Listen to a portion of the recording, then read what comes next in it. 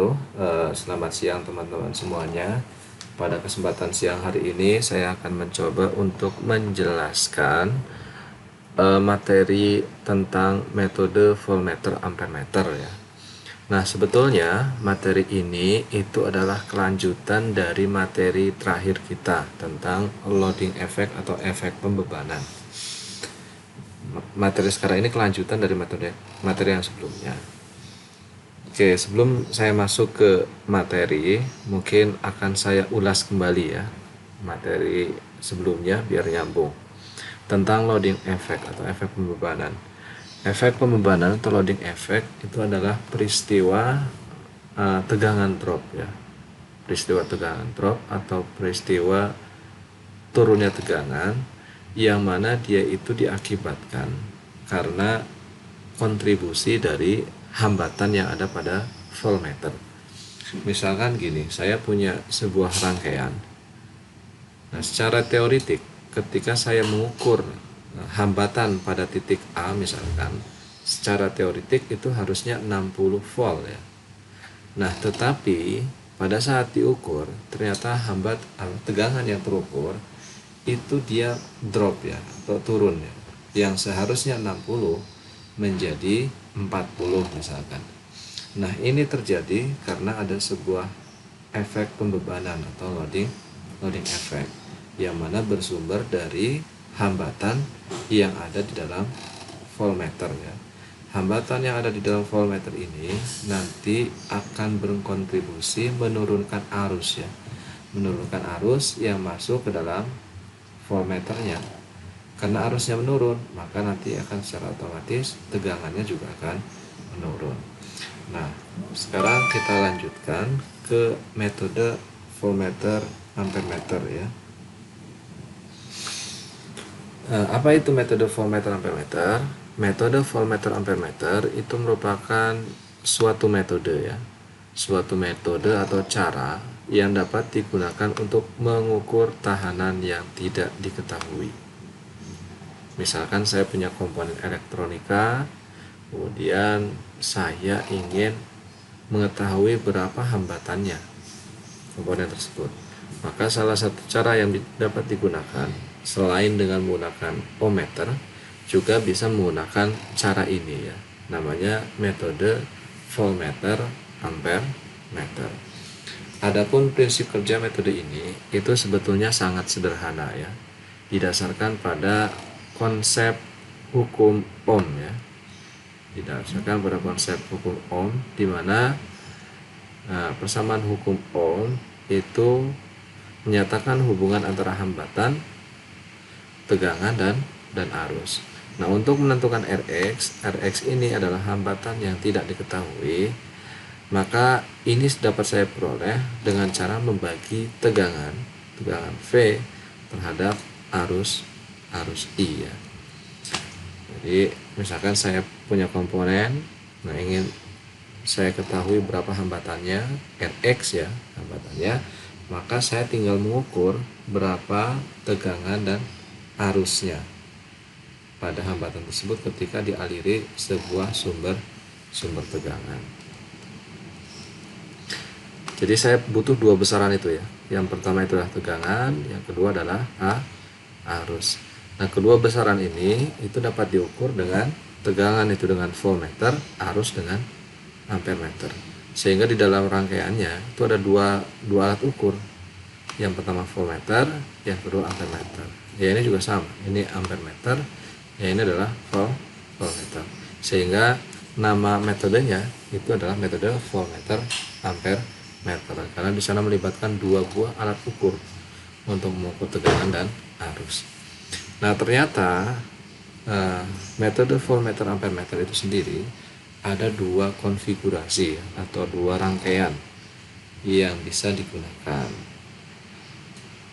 Yang pertama itu adalah rangkaian ketika hambatannya itu tinggi. Jadi ketika hambatan Rx yang sedang kita ukur itu tinggi, itu menggunakan rangkaian yang pertama ini yang pertama. Tapi ketika rangkaian hambatan yang sedang kita ukur itu rendah, kita gunakan yang ini. Nah, apa sih bedanya antara rangkaian yang pertama dan kedua? Nah, sebetulnya yang membedakan hanya letakkan voltmeternya saja, bagian ini dan bagian ini. Untuk tahanan yang tinggi, probe atau kabel voltmeter diletakkan sebelum arus itu melewati ampermeter untuk tahanan tinggi. Sedangkan untuk tahanan yang rendah, voltmeter probe-nya itu diletakkan setelah arus itu melewati ampermeter. Jadi yang berbeda adalah penempatannya. Apa mungkin berbeda ya? Apa mungkin berbeda ketika probe ini saya letakkan di sini dan di sini? Ternyata sangat mungkin ya. Sangat mungkin nanti hasil yang diperoleh, tegangan dan arusnya yang terukur akan berbeda. Karena apa? Karena ada efek yang disebut dengan efek pembebanan tadi. Jadi efek penurunan tegangan gitu ya. Oke, selanjutnya yang menjadi pertanyaan adalah bagaimana cara atau prosedur yang dilakukan untuk menentukan berapa nilai Rx ini dengan menggunakan metode voltmeter ampermeter. Nah, caranya sangat sederhana ya. Tinggal yang pertama itu kalian hubungkan Rx ini dengan sumber tegangan. Di gambar saya ini 100 volt ya. Sumber tegangan DC 100 volt ya. Nah, kemudian setelah itu sebelum Rx dihubungkan dengan sumber tegangan, Rx dihubungkan dengan ampermeter untuk mengukur arusnya ya. Untuk mengukur arus, kemudian di sini ada voltmeter. Nah, kaki voltmeter yang pertama atau probe voltmeter yang pertama itu diletakkan di antara Rx dan sumber tegangan yang negatif. Kemudian probe yang lain pada percobaan yang pertama itu probe-nya diletakkan di titik 1 ya. Titik 1 ini dia berada di antara ampermeter dan Rx ya. Jadi awalnya kalian ini sumber tegangannya dihidupkan sampai dengan 100 volt. Kemudian setelah itu voltmeternya diletakkan di titik 1, kemudian baca berapa arus dan tegangan yang dihasilkan akibat adanya sumber tegangan ini ya. Catat ya, setelah itu kalian catat, kemudian kalian letakkan probe voltmeter ini, kalian letakkan ke posisi 2 ya, dipindah dari posisi 1 ke posisi 2, kemudian amati pengukuran pada ampermeter. Amati pengukuran pada ampermeter. Nah, ketika pembacaan atau pengukuran pada ampermeter itu tidak berubah, kalian sudah pindahkan ke titik yang 2, ternyata nilai arusnya itu tidak berubah, maka itu menunjukkan bahwa hambatan yang sedang kita ukur, hambatan Rx yang sedang kita ukur, itu nilai tahanannya rendah ya, tahanannya kecil. Nah, ketika tahanannya rendah, maka kalian harus mengembalikan probe-nya ke posisi 1. Setelah itu catat tegangan dan arusnya, dan setelah itu gunakan rumus hukum Ohm yang tadi sudah saya sampaikan. Rx sama dengan V per I ya. Gunakan rumus ini, Rx sama dengan V per I. Jadi ketika tahanannya rendah, posisi probe voltmeter itu diletakkan di posisi 1 ketika tahanannya rendah. Tapi ketika tahanannya tinggi, maka probe voltmeter itu diletakkan pada posisi nomor 2 ya. Nah, tahunya dari mana hambatannya tinggi? Itu kita tahu hambatannya tinggi itu melihat pembacaan pada voltmeternya ya. Ketika pembacaan ampermeter, ketika kalian meletakkan ke posisi 2, ternyata pembacaan pada ampermeter ini berkurang atau berubah. Berarti di sini ada efek pembebanan. Oleh karena itu, kalian harus tetap meletakkan di posisi 2 karena ternyata tahanannya tinggi. Kalian tetap posisikan di sini probe voltmeternya, kemudian setelah itu baca pengukuran tegangan dan arusnya. Setelah itu gunakan persamaan yang sama untuk menentukan berapa nilai Rx-nya atau hambatan yang sedang kita cari. Oke, secara sekilas seperti itu ya metode voltmeter ampermeter. Jadi fungsinya adalah untuk mengukur berapa besar hambatan dari sebuah komponen. Selanjutnya ini materi tambahan sifatnya, saya akan menyampaikan tentang bagaimana cara pengukuran arus dan tegangan DC ya dengan menggunakan multimeter. Jadi melanjutkan materi yang kemarin, instrumen penunjuk arus searah. Nah sekarang kalau kemarin banyak tentang rangkaiannya, sekarang banyak ke aplikasinya ya, bagaimana cara pengukuran arus dan tegangan dengan menggunakan multimeter. Oke, ini adalah outline yang akan disampaikan. Yang pertama itu adalah pengertian dari multimeter itu sendiri, alat ukurnya. Kemudian yang kedua, fungsi-fungsi yang bisa kita dapatkan atau manfaat yang dapat kita peroleh ketika kita menggunakan atau memiliki multimeter. Kemudian yang ketiga, komponen apa saja yang terdapat pada multimeter dan fungsi-fungsinya. Kemudian yang selanjutnya adalah penggunaan, bagaimana cara menggunakannya untuk mengukur tegangan dan arus. Dan yang terakhir adalah pemeliharaan dari multimeter itu sendiri. Oke, saya masuk ke outline yang pertama, yaitu terkait dengan pengertian multimeter. Apa itu multimeter?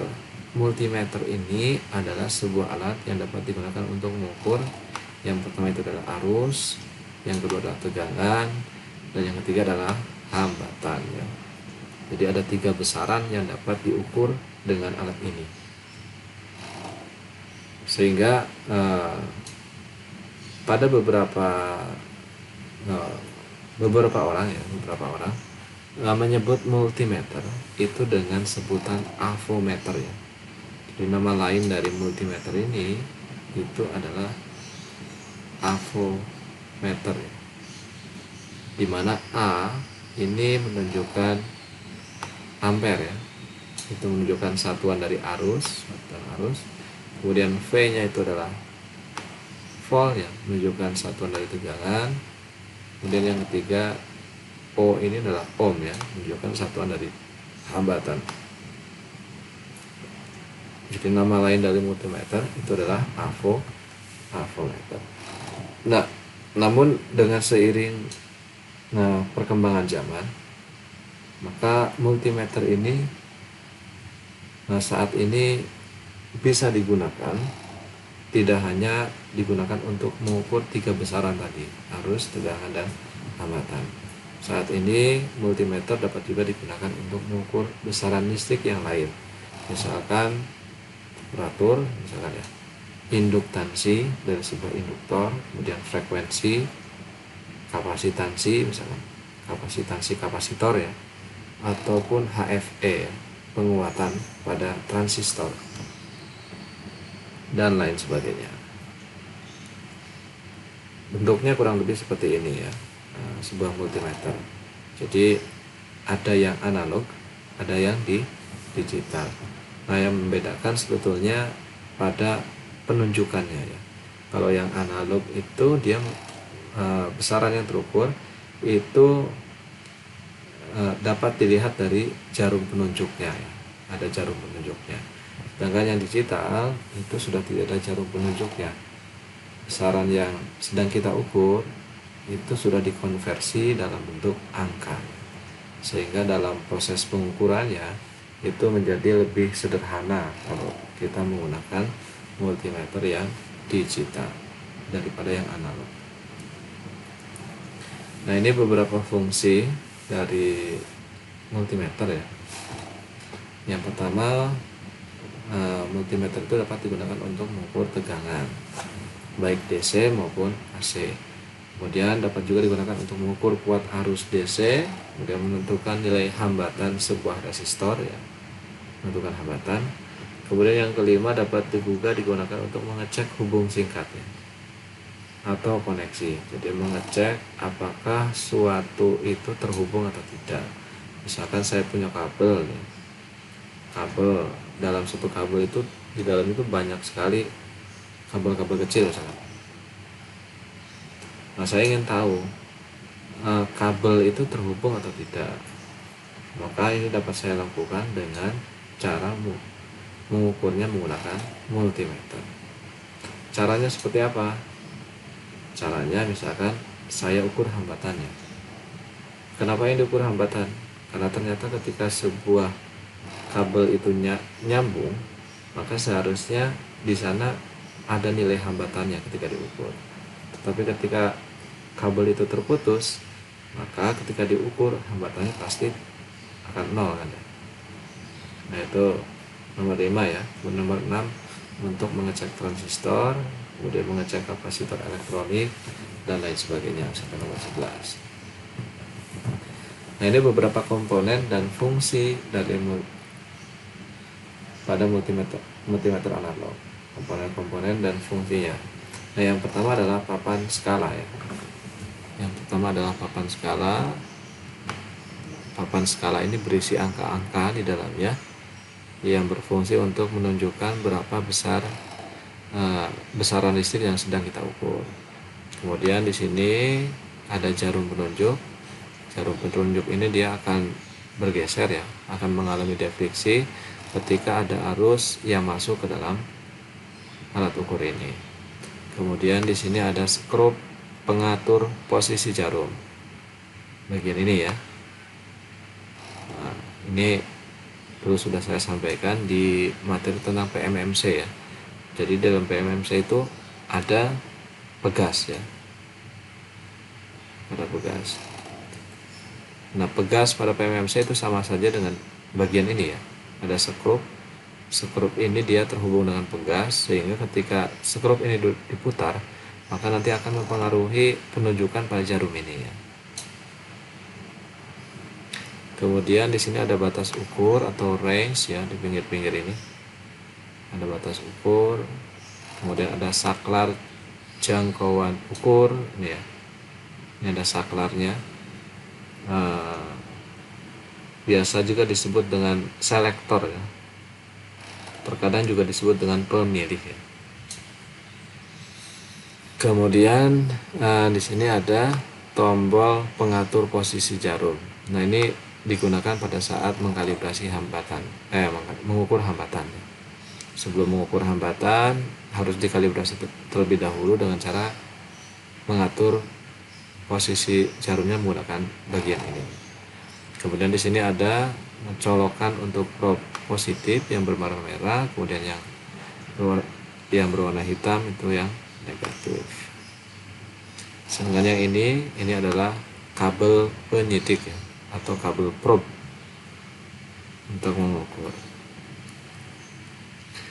Sekarang bagaimana langkah-langkah mengukur tegangan DC? Nah, yang pertama kalian harus menentukan terlebih dahulu skala ya. Skala sesuai dengan perkiraan tegangan yang akan diukur. Jadi kita harus memperkirakan berapa besar tegangan yang akan kita ukur. Dengan cara ini bagian selektor ini diarahkan ke DCV ya. Kalau kita mengukur tegangan DC berarti diarahkan ke DCV, kemudian perkirakan berapa besar tegangan yang sedang kita ukur. Misalkan kita mengukur 6 volt ya, maka kita arahkan selektor ini ke batas ukur yang lebih dari 6 volt. Jangan sampai dia itu sama dengan yang kita ukur ya. Misalkan selektornya diarahkan ke 12 volt. Nah, ini khusus untuk yang multimeter analog ya. Nah, sekarang ada jenis multimeter yang mana dia itu kita tidak harus mengatur ininya ya, batas ukurnya. Dia secara otomatis akan menentukan sendiri. Kemudian jika kita tidak mengetahui tinggi tegangan yang diukur, jadi pada saat kita tidak bisa memperkirakan berapa sih tegangan yang akan kita ukur, maka disarankan untuk memilih skala tegangan yang lebih tinggi. Maka kita pilih selektor selektor ini kita pilih atau kita arahkan ke batas ukur yang tinggi dulu ya, yang paling tinggi dulu. Misalkan batas ukur yang paling tinggi adalah 1000 ya. Oh ternyata belum terbaca, kalian turunkan sampai nanti jelas ya pembacaannya. Kemudian yang nomor 2, hubungkan probe ke terminal tegangan yang akan diukur. Hubungkan probe-nya seperti ini, probe merah yang positif ke terminal positif dan probe hitam ke terminal negatif. Hati-hati agar jangan sampai terbalik ya. Kemudian yang nomor 3, baca hasil pengukuran di display multimeter ya. Jadi setelah kalian menghubungkan probe ke terminal tegangan yang akan diukur, kalian setelah itu tinggal membaca. Itu yang digital ya. Sekarang kalau yang analog seperti apa? Kalau yang analog kalian harus membaca skalanya ya. Harus membaca skalanya. Setelah itu membaca skala, kemudian kalian lihat pembacanya berapa di sini. Misalkan ini contoh yang ini, tegangan DC itu skalanya adalah yang berwarna hitam ya, DCV-A ya. Berarti tegangan DC dan arus DC. Ini bisa menggunakan skala yang hitam ya. Ada 0 sampai 250, 0 sampai 50 dan 0 sampai 10. Nah, ini sebetulnya terserah kalian ya, mau menggunakan skala maksimal yang mana. Terserah kalian. Cuman pilihlah yang nanti hitungannya itu lebih sederhana. Misalkan ini, yang pertama ini batas ukurnya 1000 gitu ya. Saya mengukur tegangan, batas ukurnya 1000 di sini. Maka supaya pembacaannya itu lebih mudah, maka saya gunakan skala yang bawah ini ya, 0 sampai 10. Nah, ketika saya menggunakan skala yang bawah 0 sampai 10, ternyata penunjukan jarumnya itu adalah 8. Berarti 8 angka skala penunjukan jarumnya dibagi dengan skala maksimal. Skala maksimal yang saya pakai adalah 10. 8 per 10 dikali dengan batas ukur ini, dikali dengan 1000, hasilnya adalah 800 volt ya. Nah sekarang pertanyaannya, ketika saya menggunakan skala yang tengah misalkan 0 sampai 50, apakah setelah dihitung dengan rumus ini hasilnya akan sama? Ketika kalian menggunakan skala yang tengah ini, nanti tetap hasilnya akan sama. Misalkan ini skala yang tengah, berarti di sini menunjuk angka 40 ya. 40 dibagi dengan skala maksimalnya berarti 0 sampai 50 ya. Ini 40 per 50 dikali dengan 1000. Nah ini kalau kalian hitung nanti akan diperoleh hasil yang sama, yaitu 800 volt. Nah ini misalkan contoh yang lain, ini saya mengukur tegangan, angka skalanya atau penunjukan jarumnya adalah, ini batas ukurnya 250 ya, berarti saya pakai skala yang ini saja biar mudah hitungnya. Berarti ini 100, ini 150, berarti di sini adalah 125 ya. Satu skalanya, satu garisnya ini nilainya adalah 5 sepertinya ya. 125, 130, 135, 140. Berarti 140 dibagi dengan skala maksimalnya 250 dikali dengan batas ukurnya adalah 250. Maka tegangan yang sedang saya ukur adalah 140 volt DC. Nah ini contoh yang ketiga, saya mengukur batas ukurnya 50. Maka supaya mudah menghitungnya, saya menggunakan skala yang tengah ini. Penunjukan jarumnya berapa? Ini di sini 20 ya, di sini 30, berarti di sini adalah 25 kurang lebih ya. Satu garisnya kayaknya nilai 1. Berarti ini 21, 22 ya. 22 per skala maksimalnya adalah 50. 22 per 50 dikali dengan 50 ya. Seperti itu cara membaca skala pada multimeter analog. Jadi rumusnya ini, angka skala itu adalah penunjukan jarumnya berapa dibagi dengan skala maksimalnya berapa, yang bagian ini dikali dengan pemilih itu batas ukur atau selektornya, itu dia menunjuk ke batas ukur berapa. Oke, ini cara pembacaan tegangannya, kemudian ini cara pengukuran tegangannya. Untuk mengukur tegangan, maka kalian harus menghubungkan multimeter kita secara paralel, dihubungkan secara paralel. Misalkan saya ingin mengetahui berapa tegangan di R2 ini, maka saya tinggal hubungkan paralel R2 dengan alat ukur saya, seperti ini. Nah, yang selanjutnya adalah cara mengukur arus ya. Cara mengukur arus DC ya. Yang pertama itu adalah atur posisi saklar selektor ke DCA. Sama seperti ukuran tegangan tadi, yang pertama itu kita harus mengatur posisi saklarnya ke arah DCA, arus DCA. Kemudian nomor 2, pilih skala sesuai dengan perkiraan arus yang akan diukur. Kita perkirakan terlebih dahulu kira-kira arus yang diukur itu berapa. Jika arus yang akan diukur adalah 100 mA, maka putarlah saklar selektor ke 300 mA.